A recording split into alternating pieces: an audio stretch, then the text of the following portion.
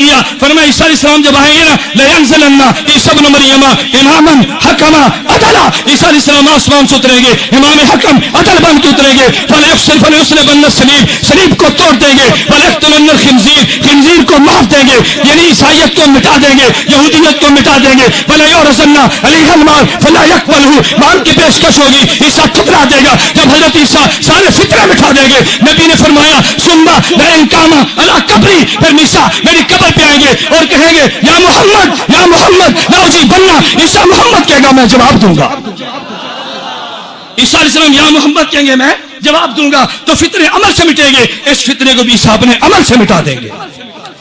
اس فتنے کو بھی عمل سے مٹائیں گے، ثم لئن قام علی قبری، میری روایت پہ جڑا کر، میری روایت پہ بحث کر، میرے راویوں کی سند پہ اعتراض کر، مناظرے کا میدان گرم کر، میری روایت پہ کر جڑا،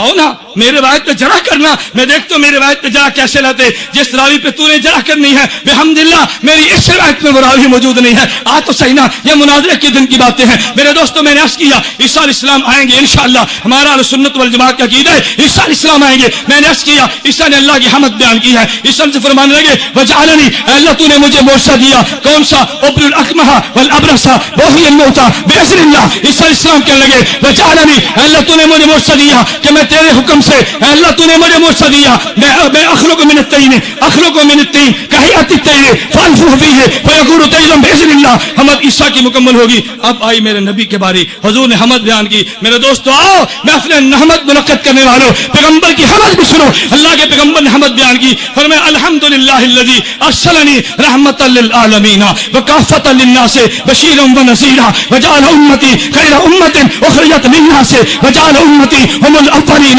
وانزل علی القرآن فیہ بیان للناس، پیغمبر نے حمد بیان کی، فرمایا ورفع ذکری وجعل صدری ووضع عنی وزری، اللہ کے پیغمبر نے حمد کو بیان کیا، وجعلنی فاتحا وخاتما، میرے دوستو سنو پیغمبر نے حمد بیان کرتے ہوئے کیا فرمایا الحمدللہ الذی، اب زیادہ وقت نہیں ہے میں حمد کہہ کے جملے کی شرح کرتا، فرمایا الحمدللہ الذی ارسلنی رحمتا للعالمین، اے اللہ تیرا شکر ہے منہ نے تو نے رحمت للعالمین بنا دیا، رحمت للعالمین۔ اب دلیل سنو، دلیل سنو، لوگ باز تو نہیں آتے، کہتے ہیں اچھا اللہ کا نبی ہر جگہ موجود ہے، اللہ کا نبی، اللہ کا نبی کیا بات ہے، جو ماننے پہ آیا نبی کو مان لیا، جو نہیں ماننے پہ آیا تو رب کو بھی نہیں مان لیا، جو بات میں کیا کہوں شاید آپ نہیں سمجھے، جو ماننے پر آیا وہ نبی کو ہر جگہ پہ مان گیا، اور جو ماننے پہ نہیں آیا وہ اللہ کو بھی ہر جگہ پہ حاضر ناظر نہیں مانتا، کہتے ہیں اللہ عرش پہ ہے ہر جگہ پہ نہیں ہے، جو ماننے پر آیا تو نبی کو مانے، جو نہ ماننے پہ رب کو مانے، ہم کہتے ہیں نہیں توجہ رکھنا، کہتے ہیں وما ارسلناک الا رحمتا للعالمین، نبی ہر جگہ پر موجود ہے، بھئی دلیل کیا؟ قرآن کہتے ہیں ارسلناک رحمتا، قرآن نے کہا، بھئی قرآن نے کیسے کہا؟ کہتے ہیں قرآن کہتے ہیں ہم نے نبی تجھے رحمت بنا کے بھیجا، یا رحمت ہے یا نہیں؟ بولیے رحمت نہیں ہے، اور نبی کون ہے؟ تو پھر نبی تو ہوئے، دلیل آئی کہ نہیں؟ اب پریشان ہونا ہے نا، میں اس لیے کہتا ہوں مولانا مجھ سے قبل اعلان فرما رہے تھے نا، یقین کیجئے میں تحدیث بن نعمت کے طور پہ کہتا ہوں دیوبندیو تم نے پریشان نہیں ہونا، تم مناظرے کا چاہ رہے تھے قبول تم کرو، پابندی میرے سے میں ڈال دے، چاہ رہے تو قبول کر دے، جنگ میرے کھاتے ڈال دے، تم کرو تو صحیح۔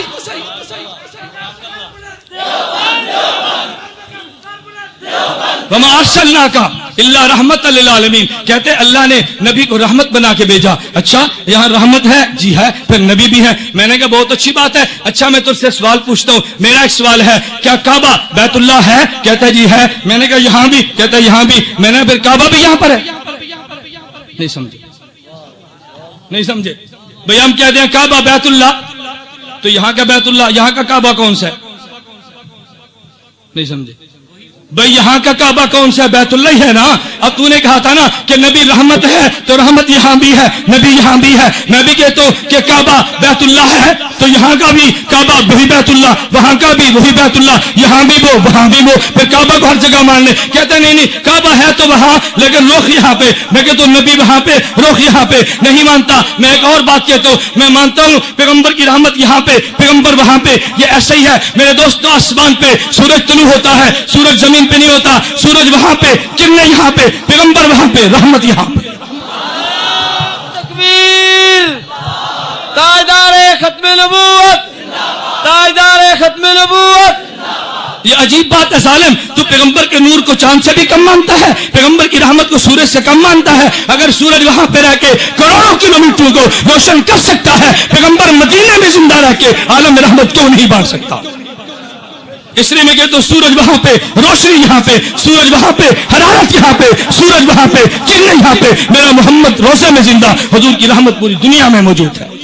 حضور نے مدح بیان کی، الحمدللہ الذی ارسلنی رحمت للعالمین۔ میں نے عرض کیا نا، میں وقت کی قلت کی وجہ سے جملے کاٹ رہا ہوں، ورنہ میں ایک ایک جملے کی رب کعبہ قسم شرح بیان کرتا۔ حضور نے اعلان کیا، فرمایا لوگوں تم نہیں جانتے مجھے بشیرا نذیرا بنایا، یہ سب آپ نے سنا۔ اللہ کے پیغمبر نے آخر میں کہا وجعلنی فاتحہ وخاتمہ، فرماتے ہیں حضور نے مجھے، اللہ نے مجھے اول بھی بنایا آخر بھی بنایا۔ جب کوئی نہیں تھا رب نے میری روح کو پیدا کیا، جب کوئی نہیں ہوگا تب بھی میری نبوت کے چرچے ہوں گے، میں اول بھی ہوں مجھے آخر بھی ہوں۔ اللہ کے پیغمبر اول بھی تھے، اللہ کے پیغمبر آخر بھی تھے۔ مجھے اس پہ قصہ یاد آیا، مولانا قاسم نانوتوی اللہ اس کی قبر پہ کروڑوں رحمت نازل فرمائے۔ مباحثہ شاہ جہان پور تھا، مناظرہ طے ہوا، مناظرہ کس سے تھا؟ آریہ ہندو سے۔ مولانا قاسم نانوتوی دارالعلوم دیوبند سے چلے مناظرے کے لیے، شاہ جہان پور میں پہنچے مباحثے کے لیے، ہندو آریہ پنڈت آئے، مولانا قاسم نانوتوی سے کہا حضرت آپ بڑے ہیں، آپ بزرگ ہیں، آپ مناظر ہیں، آپ سر تاج ہمارے، آپ شیر پہ تشریف لائیے، آپ اپنے دلائل پہلے دے، ہم دلائل بعد میں دیں گے۔ مولانا فرمایا نہیں دلائل تم پہلے دو، میں دلائل بعد میں دوں گا۔ ہندو کہنے لگا حضرت آپ پہلے آئے، آپ بڑے ہیں۔ فرمایا تم نہیں جانتے میں نے اس نبی کا کلمہ پڑھا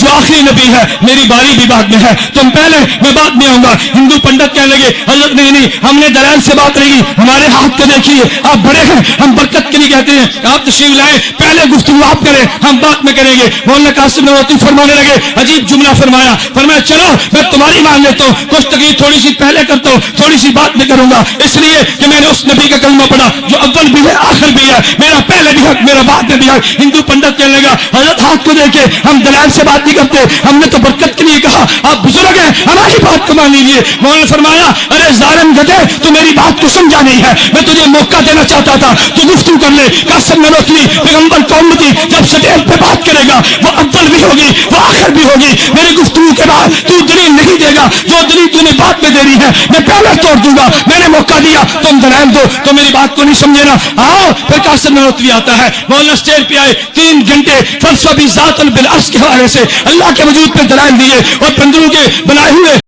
بتوں کے دلائل کو ختم کر دیے۔ مولانا جب دلائل دے رہے تھے 3 گھنٹے دلائل دیے، دلائل کے بعد ہندو پنڈت کھڑا نہیں ہوا، ہندو سائنس موجود تھا، اس نے کھڑے ہو کے قاسم نانوتوی رحمہ اللہ کی فتح کا اعلان کیا اور ساتھ جملہ کہا، کہتا ہے لوگوں آج قاسم نانوتوی نہیں بولتا تھا، انسان کی زبان پہ الہام کا فرشتہ بولتا۔ نعرہ تکبیر،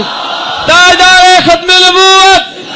قاسم العلوم والخیرات حضرت نانوتوی۔ پھر مولانا قاسم نانوتوی رحمہ اللہ تعالیٰ جیت کے میدان مناظرہ کو مار گیا، نیچے اترے، دیوبندی فرزند تھے نا، ہندو پنڈت پھر آئے، ایک حملہ اور کیا، پنڈت تھے نا حملہ تو کرنا تھا۔ میرے دوستو یاد رکھنا شیطان 2 حملے کرتا ہے، نمبر 1 کوئی آدمی نیک عمل نہ کرے، اگر نیک عمل کر لے اس کو ضائع کر دے، پہلا حملہ شیطان کا کامیاب نہ ہوا، قاسم نانوتوی عمل کر گیا، اب دوسرا حملہ کیا اس کے عمل کو برباد کر دوں۔ ہندو پنڈت آئے کہنے لگے مولانا ہماری، اللہ اکبر، ہندو پنڈت نے کیسی گیم کھیلی، کہتے مولانا افسوس کیا مسلمانوں میں قاسم نانوتوی ہیں، اگر آپ ہندو میں ہوتے نا آج آپ کے بت بنا کے دلی کے چوک چوک پہ تمہاری پوجا کی جاتی، مسلمان نے تیری قدر نہیں کی۔ مجھے کہہ دے تو میں نے کہا گل سچی ہے، قدر نہیں کی، میرے مرن تو بعد رونا ہے، جینے دو بندی قدر نہیں کرتے، میں نے تو بھول جانا تھا، وہ تو قاسم نانوتوی تھا۔ فرمانے لگے اس ہندو پنڈت نے کیا کہا، کہتے مولانا اگر تم ہندو کے اندر ہوتے تو دلی کے چوک چوراہے پہ تمہارے بت بنا کے پوجا کی جاتی، مسلمان تمہاری قدر نہیں کرتا۔ مولانا قاسم نانوتوی فرمانے لگے، فرمایا ہندوؤں تمہارے اندر قاسم ہوتا جو کوئی نہیں،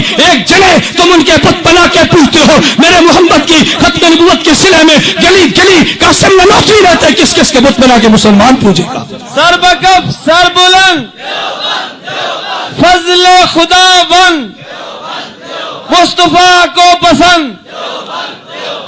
میرے دوستوں میں نے عرض کیا مولانا قاسم نانوتوی تھا، تواضع میں ساری بات کو ختم کر گیا اور میدان یہ بھی جیت گیا وہ بھی جیت گیا۔ میرے دوستوں میں عرض کرنے لگو یہ حمد وہ جیتی اللہ کے نبیوں نے بیان کی، میں نے زرقانی کا حوالہ کیا، جاؤ اپنے گھروں میں جا کے کتب حدیث کو کھنگالو کہ ہمارے مناظر نے حوالے غلط تو نہیں دیے، کی بات غلط تو نہیں کی ہے، حمد میں غلطیاں تو بیان نہیں کی ہیں، جو غلطی نکلے پھر میرے بھی آپ نوٹ فرما دیں، میں اپنی اصلاح کر دوں گا۔ میں اگلی بات کرنے لگو یہی اللہ کے پیغمبر تھے، ابو سفیان نے ابھی کلمہ نہیں پڑھا، اللہ کے نبی بھی مذمت میں قصیدہ پڑھا، حضور حضور آئے, مسلم شریف جلد نمبر 2 صفحہ نمبر 300 پہ روایت موجود ہے, اللہ کے پیغمبر نے حسان کو بلایا, فرمایا حسان آؤ تم سے کام ہے. حسان نے پوچھا حضرت وہ کون سا کام؟ مجھ سے. فرمایا تم نہیں جانتے, آج میری مذمت میں ابو سفیان نے شعر پڑھے, اس میں حسان میرا جی چاہتے اس کا جواب دے, لیکن ایک بات کو یاد رکھنا, یہ ابو سفیان اور میرا اوپر جا کے نسب ملتا ہے, نسب کا خیال کرنا. حضرت ابو بکر کے پاس جا, ان سے نسب کو سیکھ کرا. حسان نے واپس آئے کہ حضرت میں نسب کو سیکھ لیا, مجھے اجازت دے, مجھے اجازت دے